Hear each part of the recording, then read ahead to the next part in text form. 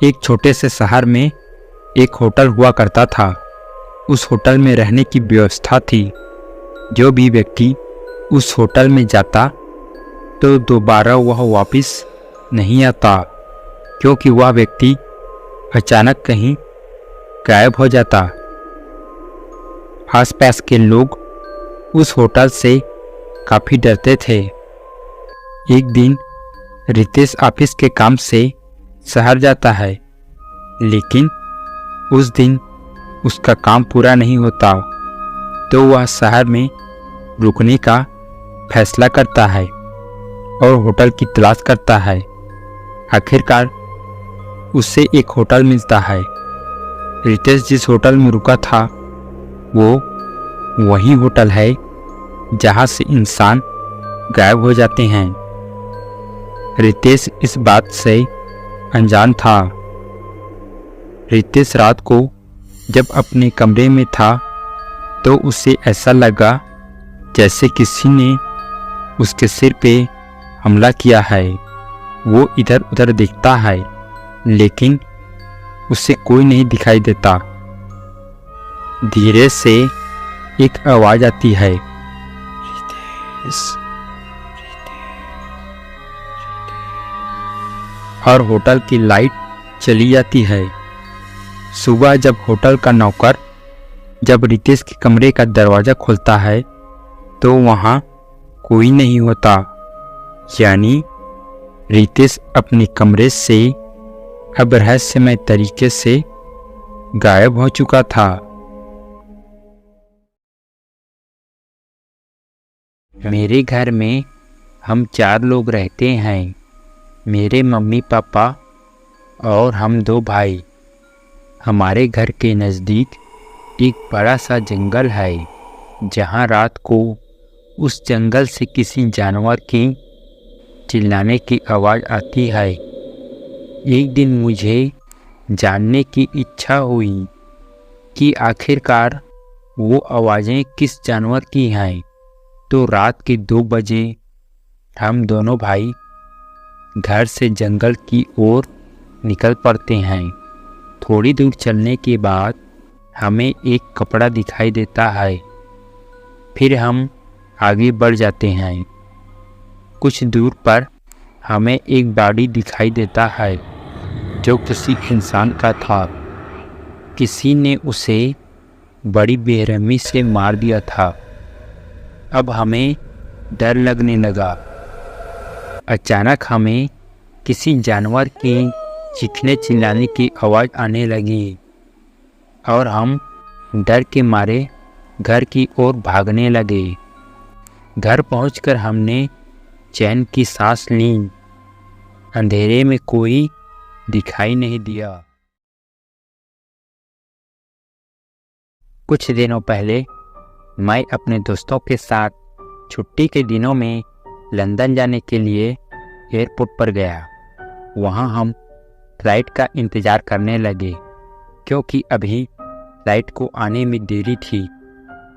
तब हम सब दोस्त एयरपोर्ट पर हंसी मजाक करने लगे। कुछ देर बाद मुझे बाथरूम लगा, तो मैं बाथरूम ढूंढने लगा। बहुत तलाशने पर मुझे बाथरूम दिखाई दिया। मैं बाथरूम के अंदर गया।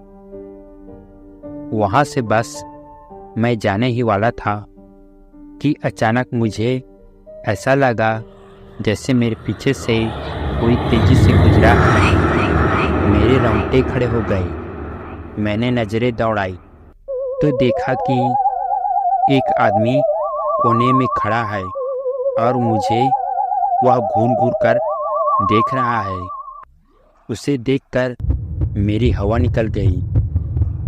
वो मुझे बस देखे ही जा रहा था।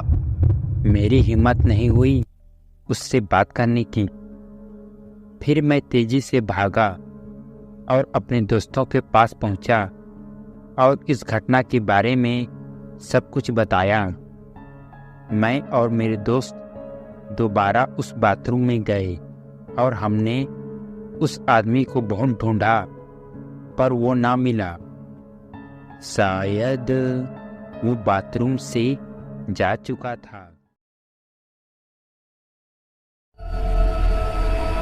यशवंत शहर से अपने घर को जा रहा था। तभी रास्ते में अचानक एक महिला गाड़ी के सामने आ जाती है।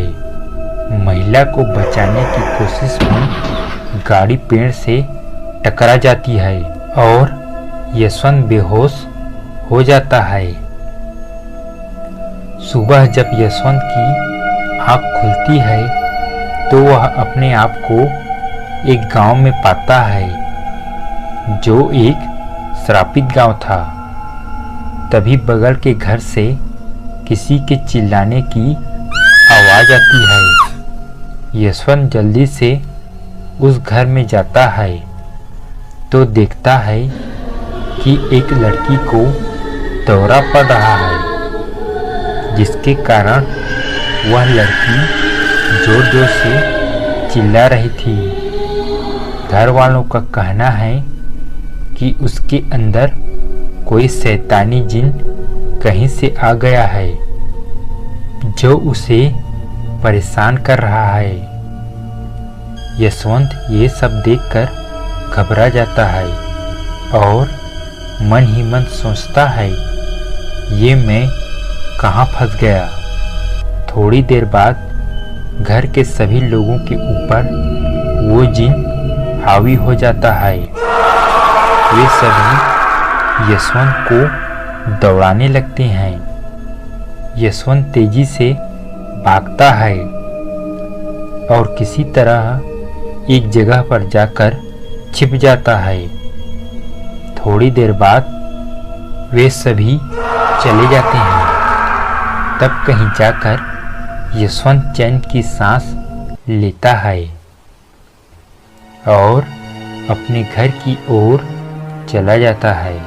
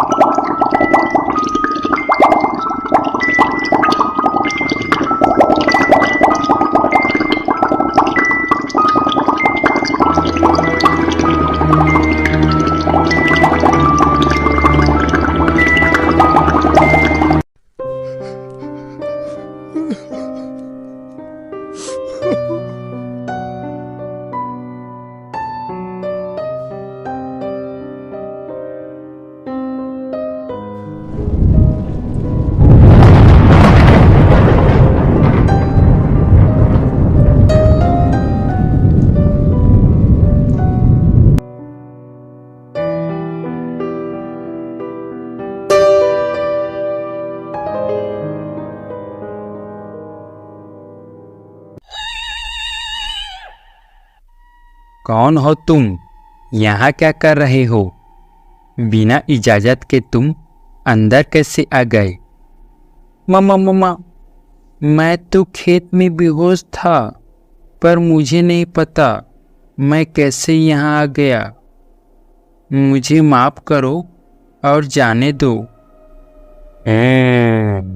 जाना? जाओगे कैसे? अब तो तुम फंस गए। तो दोस्तों, सब्सक्राइब का बटन दबा दें और साथ ही साथ बेल आइकन का बटन भी दबा दें ताकि नए वीडियो की जानकारी आपको समय समय पर मिलती रहे। धन्यवाद।